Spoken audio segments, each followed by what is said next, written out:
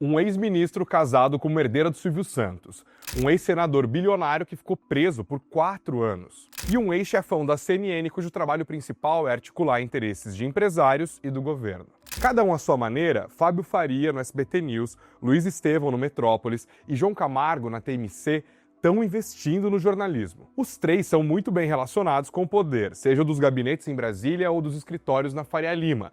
E os projetos deles ajudam a gente a entender melhor o mercado de mídia aqui no Brasil. Nesse Spotlight, a gente vai conhecer o negócio que está por detrás dessas marcas, entender como esses 3 projetos de mídia funcionam, quem são os homens que os colocam de pé e o que isso diz sobre o momento e o mercado da imprensa brasileira.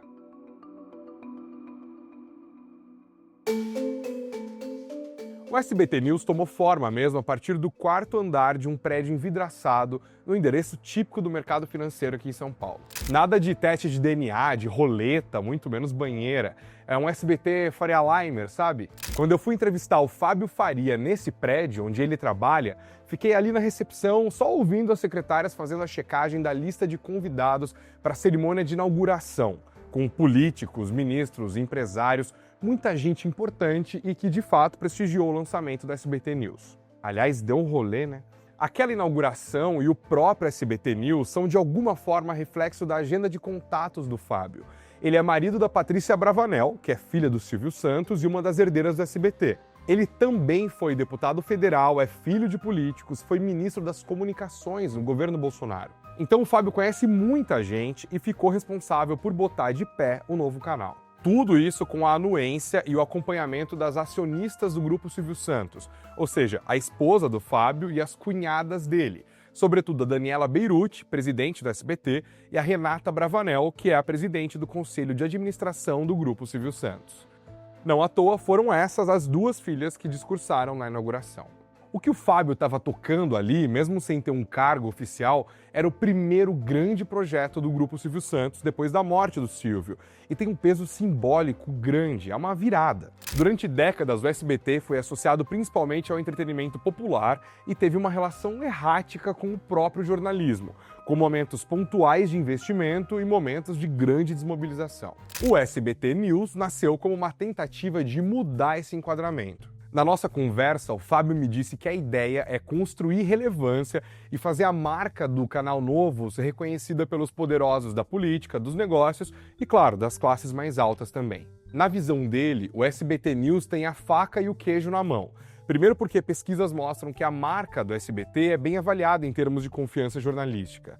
Segundo porque o custo de botar o SBT News no ar é relativamente pequeno. Ele não quis me falar o valor exato, mas ele contou que o dinheiro das acionistas foi basicamente para contratação. Como o SBT já tem os estúdios, os equipamentos e uma rede de 110 emissoras afiliadas, deu para criar tudo bem rápido e sem gastar muito. O SBT News nasceu em um momento de crise prolongada da imprensa tradicional, com redações encolhendo, receitas pressionadas e modelos de negócio em transformação. Nesse cenário, capital próprio, estrutura enxuta e acesso ao poder passaram a ser ativos ainda mais relevantes.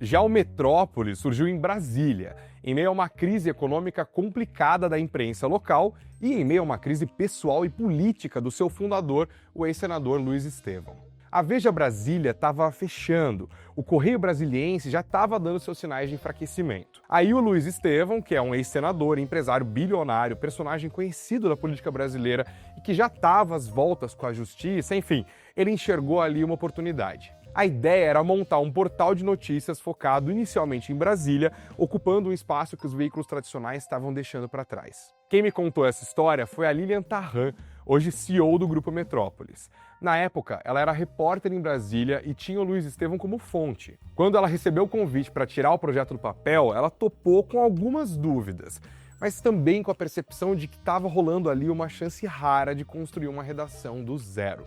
E o contexto tornava tudo mais urgente. Existia a possibilidade real do Luiz Estevão ser preso, o que de fato aconteceu pouco tempo depois. Ainda assim, ele seguiu como fiador do negócio, inclusive durante os anos em que esteve preso na Papuda. Nesse período, segundo a Lilian, ele exercia o papel de publisher à distância, trocando cartas com ela quase diariamente, enquanto o portal seguia operando. Ao longo da última década, o Metrópolis deixou de ser um site regional e ganhou escala nacional. Para acelerar a audiência, apostou não só no jornalismo político, mas também no entretenimento. A chegada do Léo Dias foi decisiva nesse processo, ampliando de forma significativa o alcance do portal. A marca Metrópolis começou a bombar nacionalmente e a se destacar nas redes. Aliás, hoje o Léo Dias não é mais parte do Metrópolis. Ele mesmo virou um novo barão da mídia, né? Ele tem um portal que leva o nome dele. Aí o Metrópolis aumentou investimentos em colunistas de política e em jornalismo investigativo, numa estratégia que incluiu conteúdo de massa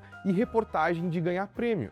Do ponto de vista do negócio, o Metrópolis sempre foi sustentado majoritariamente por capital próprio, inclusive a redação de São Paulo e uma nova que está sendo aberta agora em Belo Horizonte. Além disso, há outros braços do grupo, que realizam eventos, por exemplo. O Luiz Estevão bancou tudo e a empresa não divulgou para mim números de faturamento e nem informou se o veículo está dando lucro ou não. Aí eu perguntei para Lilian sobre a motivação do Luiz Estevão nessa história toda. E ela reconheceu que muita gente enxerga o Metrópolis como um projeto de poder. Disse, aliás, que essa é a leitura mais óbvia.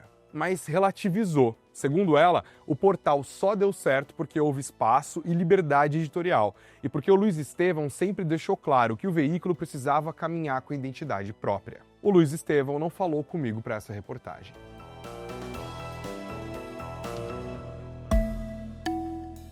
A TMC surgiu, em grande medida, de um rompimento entre o João Camargo, fundador da Esfera, que se apresenta como um think tank, e o Rubens Menin, bilionário que é dono da MRV, do Banco Inter e da CNN Brasil. De todos esses negócios, o Rubens tinha um problema na CNN.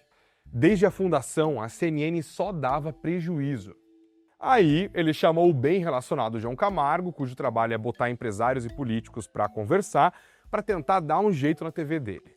O João foi o chairman da CNN por 3 anos e conseguiu cortar custos, inclusive demitiu metade dos funcionários. Além disso, ele conseguiu também atrair mais anunciantes. E deu certo, a CNN fechou 2024 no azul. O problema veio logo depois. Enquanto ainda estava na CNN, o João começou a negociar a compra da Transamérica, uma rede de rádios fundada nos anos 70 pelo banqueiro Aloísio de Andrade Faria. A ideia dele era integrar a rádio à operação da CNN e criar um grupo multimídia mais amplo que combinasse TV, rádio e digital. Essa integração, porém, virou um ponto de atrito. Segundo pessoas próximas ao projeto com quem eu conversei, o Rubens Menin se sentiu desconfortável ao perceber que o processo estava avançando sem que ele tivesse pleno conhecimento dos detalhes. Para o João, aquilo virou uma quebra de confiança. E foi ali que a sociedade se desfez. E com a Transamérica em mãos e experiência dos anos da CNN, o João Camargo resolveu montar a marca própria de jornalismo. A rede de rádios Transamérica virou a TMC,